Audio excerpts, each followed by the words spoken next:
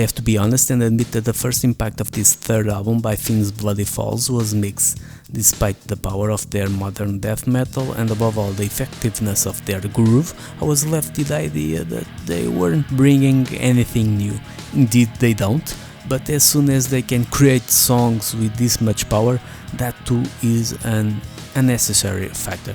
Now let's face it, when have we ever had a modern band that presented so many different facets on the same album? Faces of the same coin, but still helping to make the dynamics of Marcia memorable.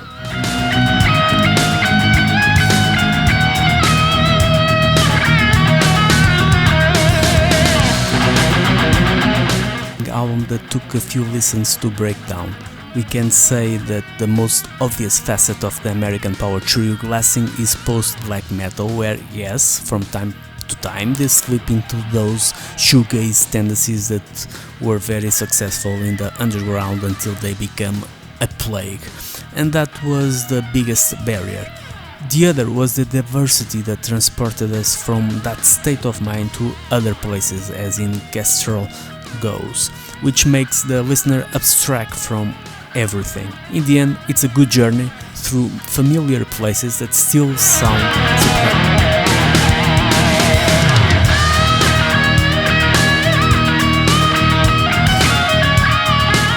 Fifth album for Sweden's Disending, who bring us more melodic death metal of the highest quality.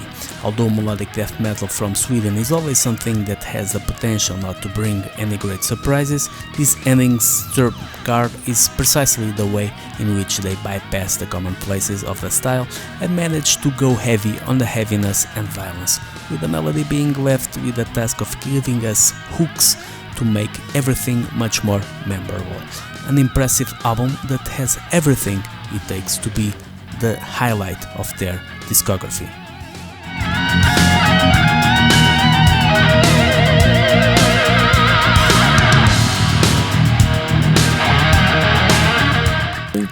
Let's not let it affect our appreciation of the music, although expectations are quite clear as to what the seminal Greek band would present in this their 14th album. We have that very characteristic flavor that mixes ethnic elements with the epic factor, a facet that the band has perfected like no other in recent times. That flavor ends up completely dominating this set of songs, and it's also where Rotting Christ feel most comfortable. Without being exactly challenging, it ends up being particularly inspired in the way it manages to add a few more memorable songs to an already memorable group of outstanding tracks that the band has to play live.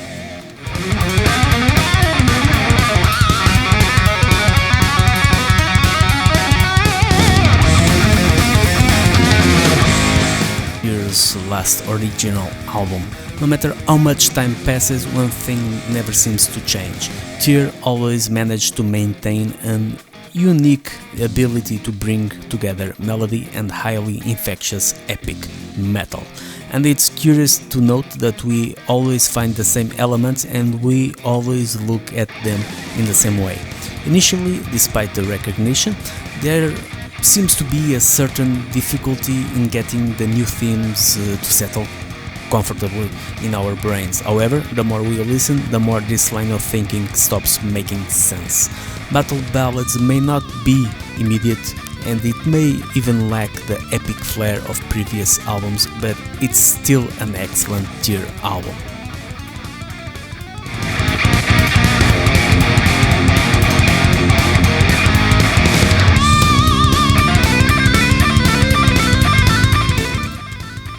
The description of Quantum's sound is as interesting as it is somewhat cartoonish.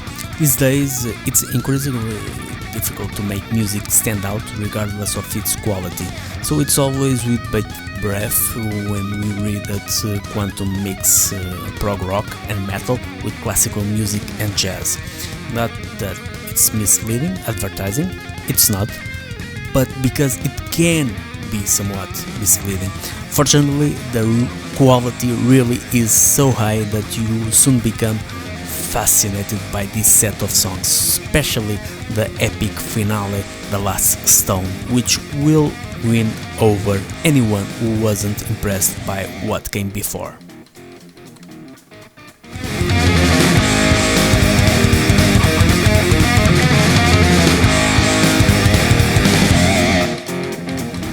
Minimalism is something of a counter-nature in heavy music, but when used wisely in favor of memorable dynamics, it is invariably a powerful weapon.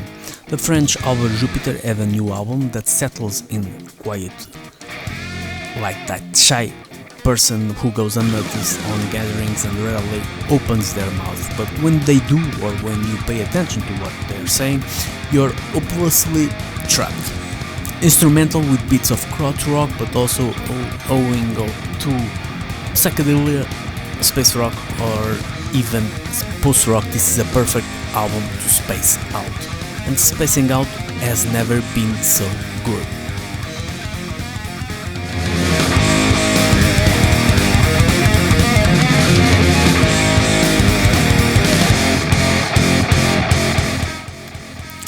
Huge expectations for Voidwomb's debut album. The authors of Cosmic Devotion EP was largely responsible for this, but also the live performances we've seen from the Portuguese band. And what we have here is simply impressive, both for the unique atmosphere they managed to establish throughout the album and for the epic metallic violence we are treated to. The former is something of a rarity these days. In an industry increasingly driven by singles, where not even the underground can escape that, it's refreshing to have an album that has been thought of as such as a complete work, not as a one-dimensional as you would expect from a black death metal album, but capable of gripping any follower of the more extreme arts, a smashing debut.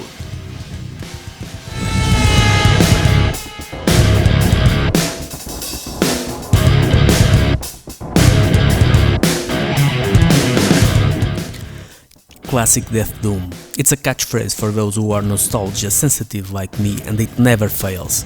And it fails even less from the moment you start listening to these 6 highly inspired songs that take you back to the 90s, clinging to the illusion that things as good as this were being made back then. It also comes as a surprise to learn who is behind Suicide Season: Nuno Lima from Secrecy and Bruno Silva, ex Wormwood and Secrecy, both now based in UK. This will undoubtedly be the revelation band from 2024 as far as death doom metal is concerned, an addiction that's easy to get into and hard to get out of.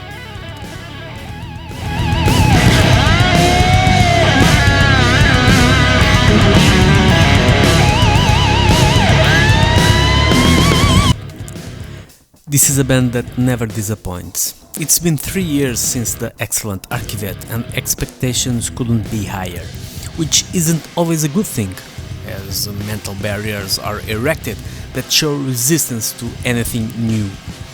The star may offer some immediate unblockers to any and all resistance, starting with a melodic sense that takes on epic proportions and make tracks like Thunderfall a must-hear over and over again.